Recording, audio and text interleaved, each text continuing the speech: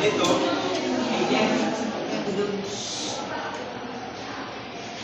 Itakin ng Diyos aming makapangyarihan, kami pinagpapasalamat.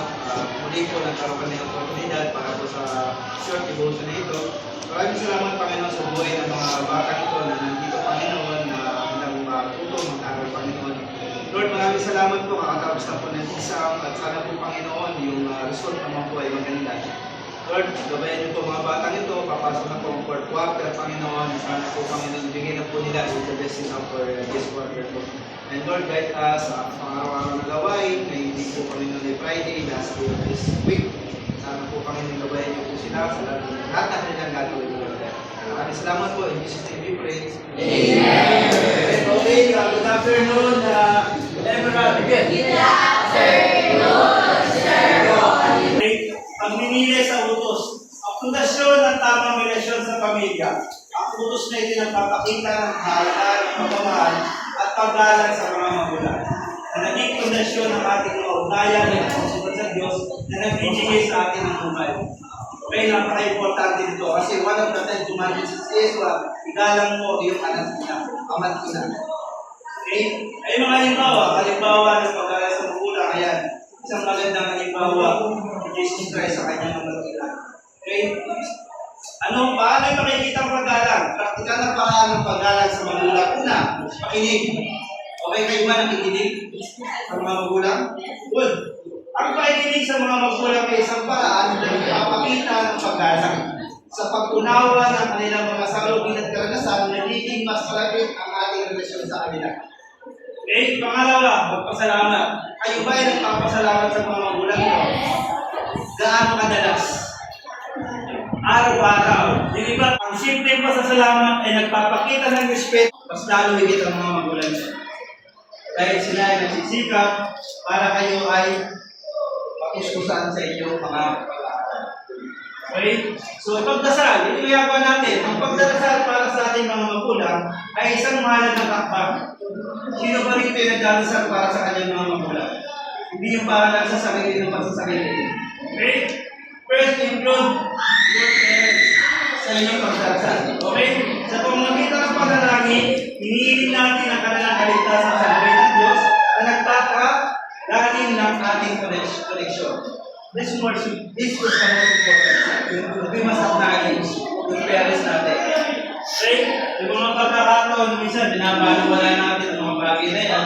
Pero, ito simple act of saying, thank you.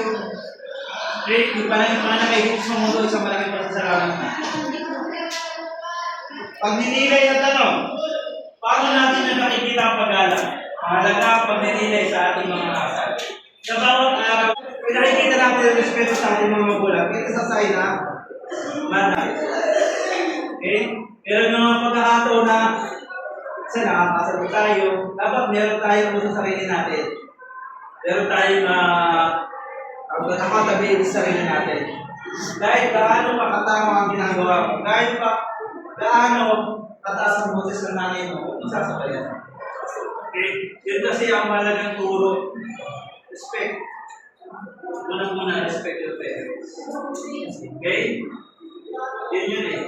Kung marunong ang bata ng respeto sa magulang, expect mo marunong yung respeto sa kapwa. You want to gain respect from other people, try to respect first your parents yourself. Okay? Para respeto rin kayo. Kasi dyan din nakikita kung anong klaseng bata kayo. Nakikita yan kung nasa eskwela na kayo, kung gano'n kayo respeto sa mga magulang nyo, nakikita yan kung gano'n kayo respeto sa mga teacher nyo, mga kapwa-estudyante nyo, kung sino man nandito sa paaralan. Kita-kita yan. Okay? At yun ay isang magandang katangian ay isang batang may respeto. So for this, panalangin para sa magulang, sabi dito, Diyos, kung naman ito kaming mahalin at igala. Kahit ang magulang natin hindi ka mahal-mahal. Alam naman natin marami dito ang broken family. Okay? So rather na magtahin tayo ng galit sa ating mga magulang, why not ipag-pray na lang natin sila? Kung ano may tinahan nilang landas, kung kayo may iwanan sa mga bagay na kailangan sila, huwag tayo magtanim ng galit. Kaya walang magandang pahinan na ito. Baka sasabihin niyo, sir, kasi hindi nyo naranasan eh.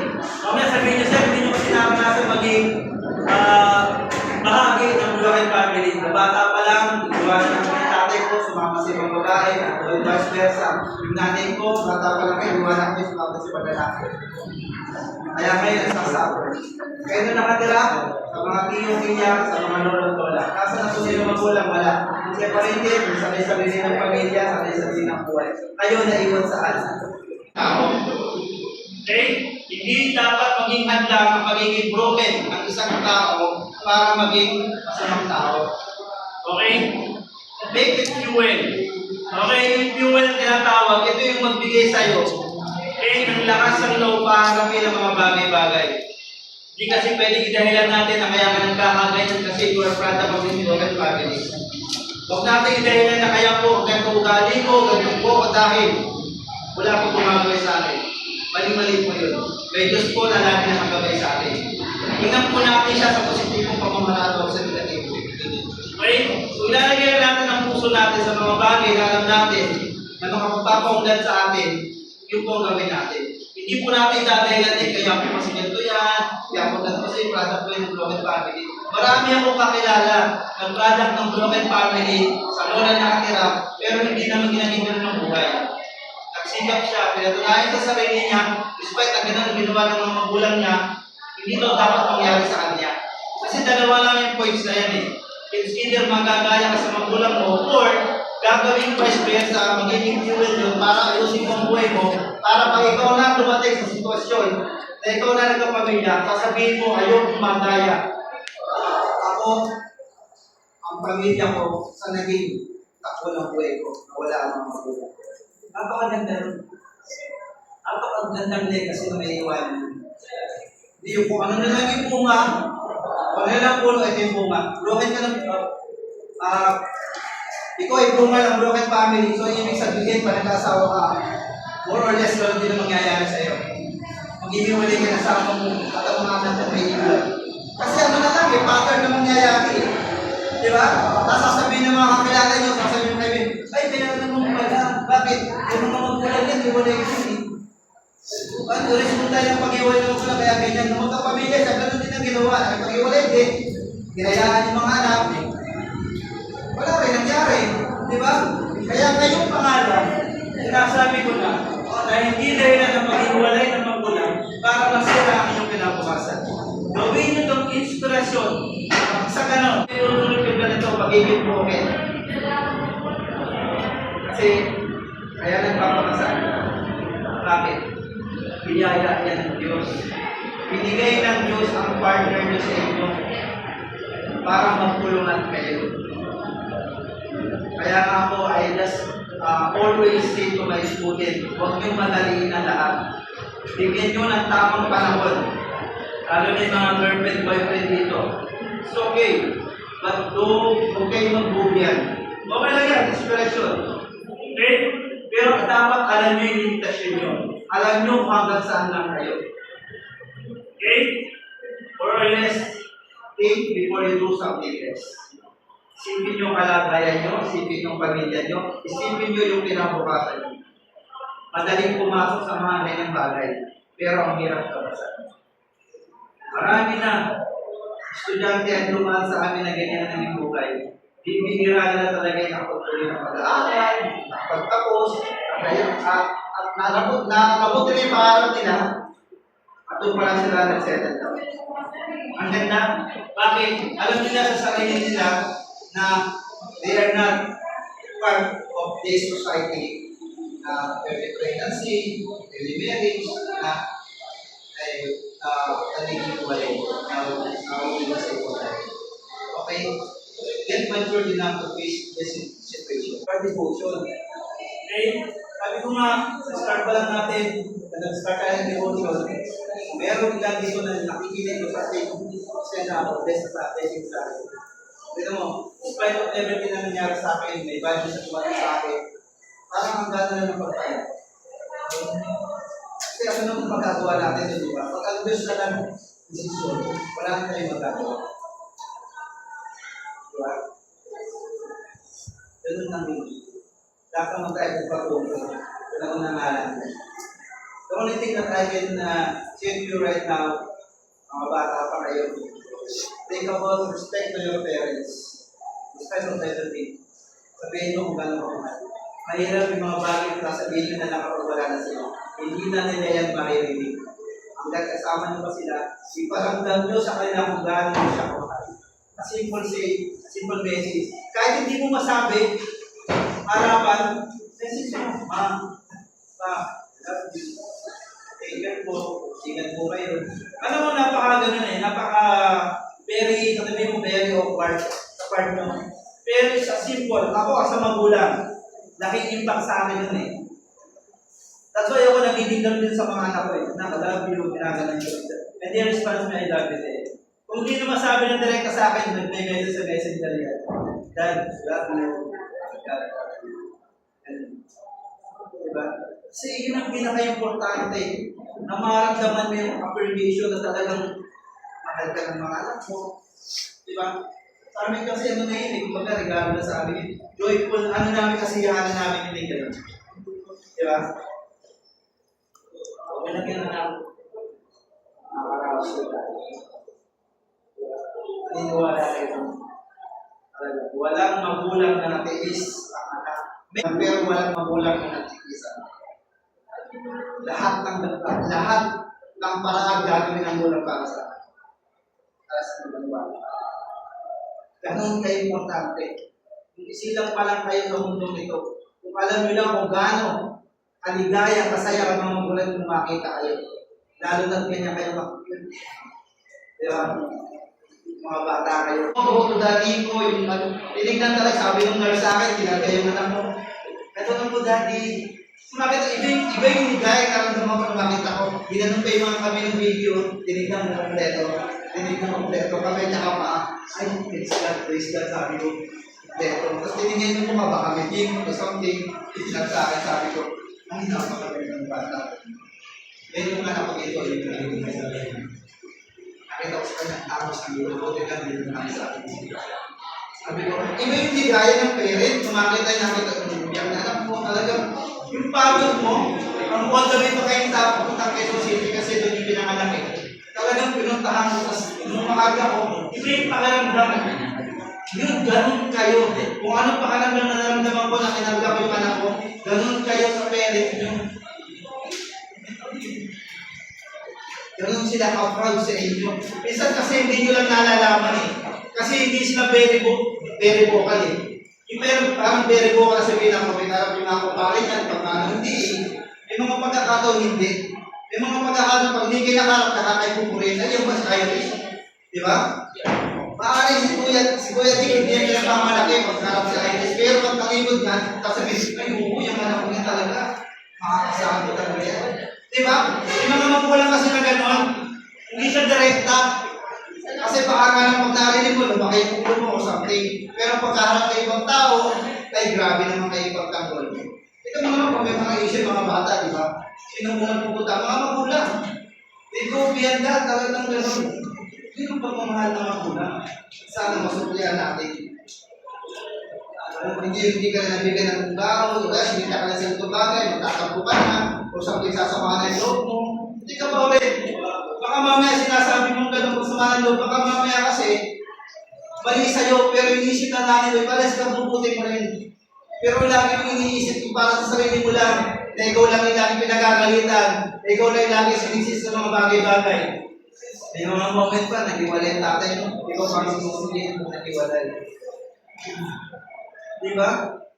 Isa ito yun. I'm just speaking in general. Okay, yun naman pagkakataong ganun eh.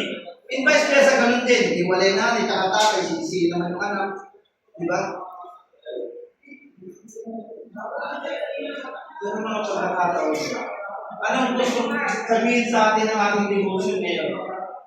Ang mga pagkakataon ng sandali sa ating buhay na kaya natin panalangin ng kalusugan, ang kaligtasan ng ating mga magulang, gawin natin. Kung sandali na kaya natin sabihin sa pangingina po, yung simpleng pagpagala, pag-intindi.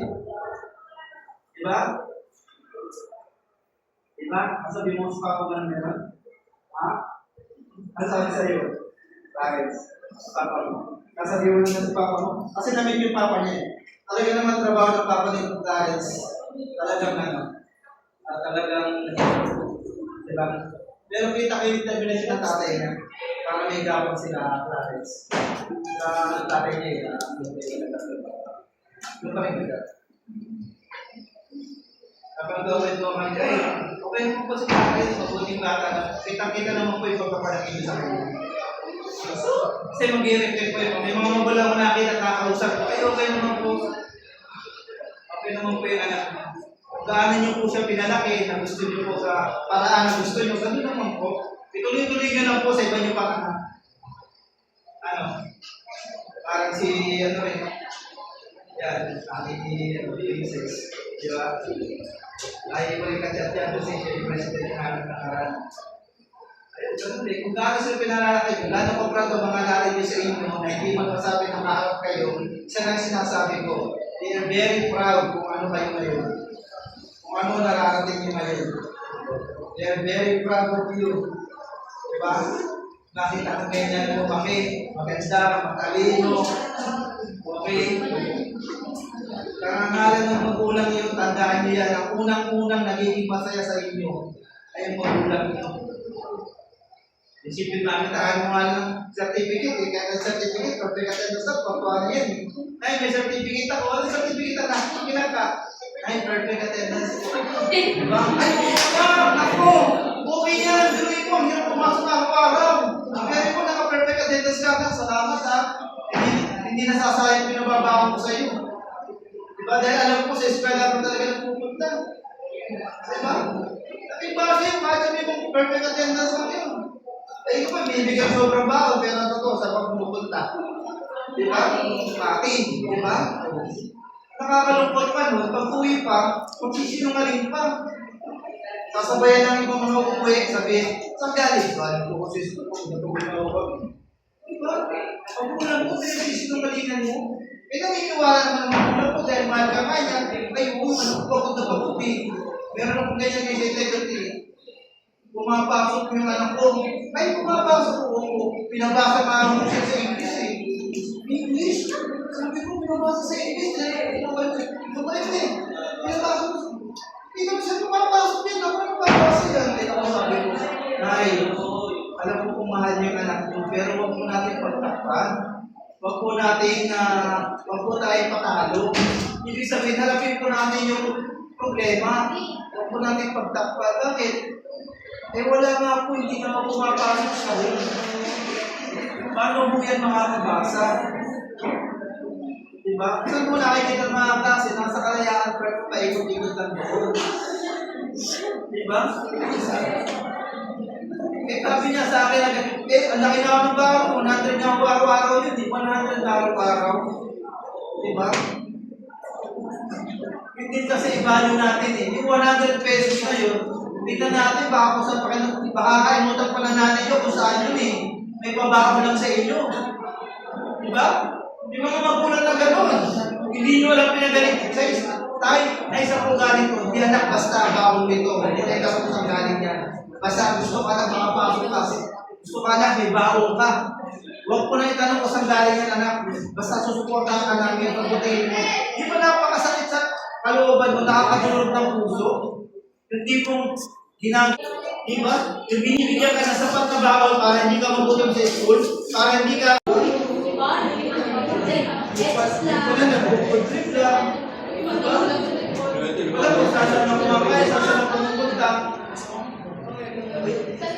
Okay? Guys, one thing na kailangan natin reflect sa sarili natin.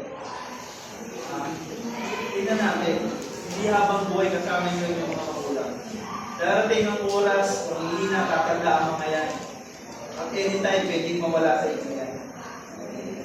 Pero, ang pagkakataon na sabi nyo, salamat, mahal kita, ingat po kayo. Diba? Sige po, tayo po magsitayo na. Tapusin po natin itong ating devotion sa isang panalangin. Kapilang Diyos, maraming salamat po para sa devotion nito, Panginoon. Panginoon, maraming salamat, Panginoon. Higit sa lahat ng mga magulang ng mga batang ito. Alam ko, Panginoon, bilang isang magulang din, ang pagod at hirap nila para itaguyod ang pag-aaral ng mga batang ito. Paghihirap nila sa trabaho, Panginoon, sa paggising araw-araw para sa mapagsilbi ng kanilang mga anak, Panginoon. Tapos, pusong pasasalamat, Panginoon. Sana po, Panginoon, mga batang ito, mabalyo po yun. Sana po, Panginoon, maramdaman po nila sa sarili nila gaano po kahirap ang ginagawa ng mga magulang nila para sa kanila. Gantihan po nila sa pagiging Panginoon. Ang pagiging mabuting anak, Panginoon, hindi man ganun kagaling sa lahat ng bagay, pero yung respeto, mauupo po, Panginoon, ay ibibigay ka sa kanilang mga magulang, Panginoon. Isingin po ka sa Panginoon ang puso nito, pagmamahal sa kanilang magulang at ang respeto, maging sa ibang tao, Panginoon. Ito po ang aming dalangin sa matamis na Panginoon Jesus. Amen and Amen.